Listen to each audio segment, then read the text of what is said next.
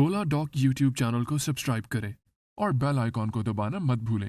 अस्सलाम वालेकुम, मैं हूं डॉक्टर ताहिरा शाहिद और मैं बैठती हूं एडवांस्ड इंटरनेशनल हॉस्पिटल में 10 बजे से 5 बजे तक मंडे टू फ्राइडे और मैं हूं डर्मेटोलॉजिस्ट हूं।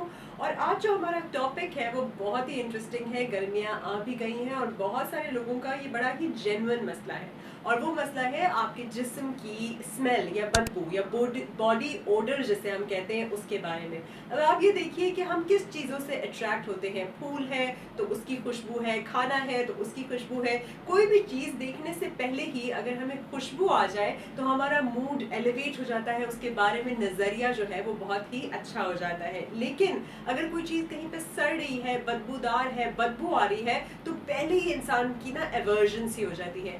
इसलिए बहुत ज़रूरी है कि हम अपने हाइजीन के साथ साथ ये ख्याल रखें कि हमारी बॉडी में से, हमारे जिस्म में से ऐसी स्मेल ना आए कि हमसे मिलने से पहले, हमें देखने से पहले, हमें सुनने से पहले, हमें जांचने से पहले ही कोई जो है वो बिल्कुल हमसे टर्न ऑफ हो जाए। चाहे वो आप जॉब प्लेस पे है आपकी, चाहे आप किसी इंटरव्यू में जा रहे हैं, चाहे आम आपके फ्रेंड्स हैं, चाहे रिलेशनशिप्स हैं। तो आज हम बात करेंगे बॉडी ओडर की। पाकिस्तान के टॉप डॉक्टर्स के साथ अपॉइंटमेंट बुक करें, वो भी पेशेंट फीडबैक देखते हुए।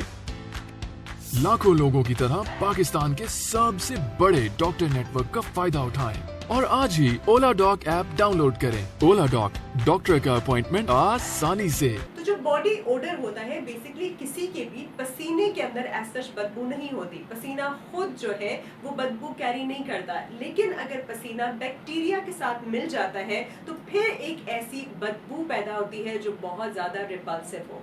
और उसके लिए हमने क्या करना है? होता ये है कि हमारे पूरे जिस्म पे पसीना आता है। आपको पता है ना, हमारे हैंड्स पे भी आता है, हमारे पूरे बैक पे भी आता है, हमारे फेस पे भी आता है। वो उतना बदबूदार नहीं होता क्योंकि वो एक्राइन ग्लैंड से होता है। फिर हमारे बगलों में पसीना आता है, हमारे ग्रोइंस में पसीना आता है, ऐसी जगहों पे पसीना आता है जहाँ बहुत ज़्यादा टाइट कपड़े भी पहने होते हैं, फ्रिक्शन भी होता है, हवा भी नहीं लगती और वो जगह हार्मोनल या एपोक्राइन ग्लैंड से कनेक्टेड होती है। ऐसी जगहों पे जब पसीना आए और बैक्टीरिया भी मौजूद हो और वो वहाँ ट्रैप हो जाए सारा का सारा पसीना और बैक्टीरिया, तो बदबू पैदा होती है। तो उसके लिए आपने करना क्या है?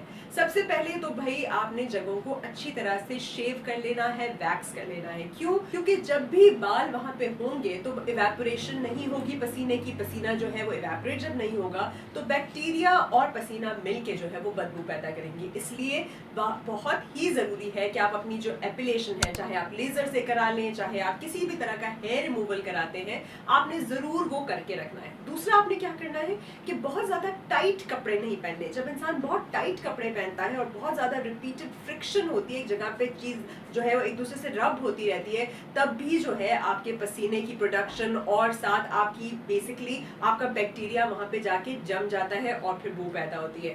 फिर कपड़े का जो मटेरियल है वो बहुत ही ब्रीदेबल होना चाहिए, ऑर्गेनिक होना चाहिए, जिसमें से कि हवा जा सके। जैसे आपका जो बिल्कुल खादी वाला कपड़ा होता है या कॉटन वाला कपड़ा होता है या सूती कपड़ा होता है, वही अच्छा होता है। क्योंकि जो नायलॉन या पॉलिएस्टर या सिल्क वगैरह होते हैं वो बिल्कुल जज नहीं करते और आपकी जो पसीना है वो एज सच जो है वो नहीं एब्जॉर्ब हो पाता। तो एक तो आप ऐसे ब्रीदेबल फैब्रिक हमेशा इस्तेमाल करें। साथ आपने रोजाना नहाना है, रोजाना नहाना धोना और अच्छा साबुन यूज करना। कोई भी आपका वॉश हो गया और या फिर आपका बॉडी वॉश हो गया या आपका सोप हो गया, जैसा भी सोप हो उससे आप अच्छी तरह से धोएं। और स्पेशली गर्मियों में बहुत ही जरूरी है कि ना सिर्फ ये कि हम सुबह में जैसे बाहर जाते हुए नहाते हैं, बल्कि वापस आते हैं तब भी हम अपने आप को धो लें। और जो कपड़े हमने पहने हुए हैं स्पेशली उनको निथारना बड़ा जरूरी है। बहुत सारे लोग समझते हैं कि भाई कपड़ा मैला थोड़ी हुआ है, आके उसको अलमारी में लटका दिया और फिर अगले दिन उसे फिर पहन लिया। बज़ाहिर मैला ना दिखने वाले कपड़े में भी यहाँ पे इन जगहों पे स्पेशली या ग्रोइंस में या आपकी बगलों में जो है वहां बैक्टीरिया जमा हो जाता है, स्टेन्स बकायदा बन जाते हैं आपके पसीने को लेकर। तो आपने उसको डिटर्जेंट से और पानी में से गुजार लेना है और फिर आप उसको जो है धूप भी लगवा लीजिए और हमेशा एक फ्रेश सेट ऑफ क्लोथ्स जो है वो पहने। एक तो ये सारी चीजें हो गई। दूसरी चीजें ये है कि आप एक अच्छा एंटी पर्स्पिरेंट वो होता है जिसके अंदर एल्यूमिनियम क्लोराइड होता है। एक तो केमिकल वाला भी आप यूज कर सकते हैं जो आपको बकायदा मिलता है आपका, और कभी कभी वो डिओड्रेंट के साथ मिला होता है। डिओड्रेंट का मतलब होता है वो चीज जो मास्क कर दे आपकी बू को, मतलब बू एज सच नहीं आएगी बल्कि खुशबू आएगी। तो डिओड्रेंट और एंटी पर्स्पिरेंट मिलाकर भी बहुत सारी आपकी फॉर्मुलेशंस मिलती है, वो आप लगा सकते हैं। बहुत लोगों में मिसकंसेप्शन है कि इससे क्लॉग हो जाएंगे पोर्स, इससे शायद कैंसर होगा। ऐसा कुछ नहीं होता, इसके फवायद जो है वो कहीं ज्यादा है। तो आप एल्यूमिनियम क्लोराइड वाला कोई भी अच्छा एंटी पर्स्पिरेंट मिक्स विद डिओड्रेंट जो है वो इस्तेमाल कर सकते हैं। आप नहाए, आपने साबुन से धोया, ड्राई किया अच्छी तरह से, डिओड्रेंट लगाया, शेव तो पहले ही की हुई थी, ऊपर से फ्रेश लिनन अगर आप पहन लेते हैं पूरे दिन के लिए, तो आपको बिल्कुल भी इस तरह से पसीना जो है बदबूदार नहीं होगा। आपको पता है जो लोग नहीं अफोर्ड कर सकते डिओड्रेंट, वो फिटकरी इस्तेमाल कर सकते हैं। उसका भी एल्यूमिनियम का ही फॉर्मूला है। फिटकरी को लीजिए, उसका पाउडर बना लीजिए, उसको रब कर लीजिए, या फिर कुछ लोग राख के अंदर ऊद मिलाकर उसको भी मलते हैं, वो भी हेल्प करता है। बहुत सारे लोग ये भी कर सकते हैं कि जैसे रात के वक्त आपने थोड़ा सा विनेगर लगा लिया, अगर आपकी स्किन बहुत ज्यादा जलती नहीं है, विनेगर को डाइल्यूट करके एप्पल साइडर विनेगर को हल्का सा आप लगा सकते हैं और सुबह के वक्त आप उसको धो लें। ये वो चीजें हैं जो कि एक्चुअली हेल्प करती हैं with your perspiration as such. दूसरे नंबर पे आपने बहुत ज्यादा स्पाइसी खाना नहीं खाना, स्पेशली बहुत ज्यादा प्याज खाना, बहुत ज्यादा लहसुन खाना, बहुत ज्यादा मिर्चें खाने से आपको बहुत ज्यादा जो है वो पसीना आएगा और वो बदबूदार भी होगा। इसलिए मेक श्योर करें कि आप स्पेशली इन दिनों में ज्यादा से ज्यादा पानी पिएं, रिहाइड्रेटेड रहें, और बहुत ज्यादा स्पाइसी खाने, बहुत ज्यादा गर्म खाने जैसे बहुत ज्यादा बीफ खा लेना या इस तरह की चीजें खाने से अवॉइड करें। अपने आप को कूल डाउन रखें। प्रोबायोटिक्स आपकी दही इस्तेमाल करेंगे, वो भी बेहतर करेगा और ओडर जो है वो एज सच नहीं कॉज करता। आप अच्छी सी जो रिलैक्सिंग टीज वगैरह होती हैं, कैमोमिल टी वगैरह, वो भी पी सकते हैं। It is also good and it kind of, उसमें आपका लेवेंडर भी आता है। उन सारी चीजों से भी आपकी जो बॉडी ओडर है वो बेहतर हो जाता है। उसके साथ जो लोगों को बहुत ज्यादा हाइपर हाइड्रोसिस होता है, बहुत ज्यादा स्वेटिंग होती है, उनके लिए क्या है? उनके लिए बकायदा प्रोसीजर्स भी हैं। जैसे आप बोटॉक्स के इंजेक्शंस लगवा सकते हैं।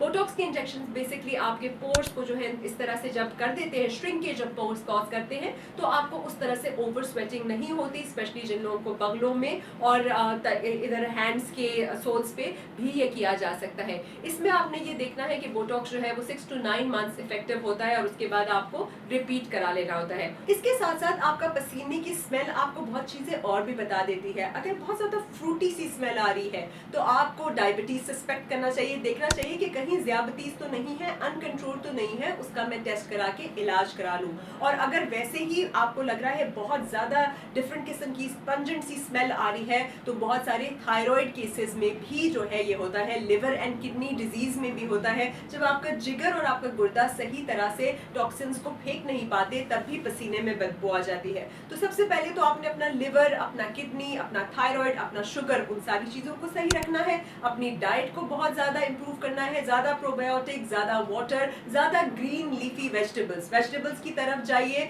और स्पाइसी खाना ज्यादा मत खाइए, तब भी आपका पसीना कंट्रोल होगा। अच्छे कूल एनवायरनमेंट में बैठिए, हमेशा एयरी एनवायरनमेंट में बैठिए, वेल वेंटिलेटेड। बहुत टाइट कपड़े नहीं पहनने, ब्रीदेबल फैब्रिक के कपड़े पहनने हैं। अच्छा वाला डिओड्रेंट इस्तेमाल करना है और डिओड्रेंट एल्यूमिनियम क्लोराइड का हो, साथ उसमें एंटीपर्स्पिरेंट एल्यूमिनियम क्लोराइड और फिर साथ डिओड्रेंट हो सकता है। और वो नहीं हो सकता तो आप जो आपकी देसी चीजें हैं उसमें आप फिटकरी का भी इस्तेमाल कर सकते हैं। कुछ लोग नींबू से भी साफ कर लेते हैं, कुछ लोग आलू की स्किन से भी साफ कर लेते हैं। लेकिन बेसिक चीज यही है कि जितना ज्यादा आप अपने आप को साफ सुथरा रखते हैं और चेंज ऑफ क्लोथ्स भी करते हैं तो उतना बेटर है। उसी तरह बहुत ज्यादा वेट गेन होता है, मोटापा होता है, तो भी पसीना बहुत आता है और कपड़े भी तंग होते हैं, हवा भी कम लगती है। तो हमेशा एक्सरसाइज कीजिए। एक्सरसाइज भी इस तरह की चीज है कि एक्सरसाइज की, आपकी स्वेटिंग हुई, आपने नहा लिया, शावर कर लिया और क्लीन क्लोथ्स पहन लिए। जितना ज्यादा आप अपनी बॉडी को फिट रखेंगे और बहुत ज्यादा ओवरवेट नहीं होंगे,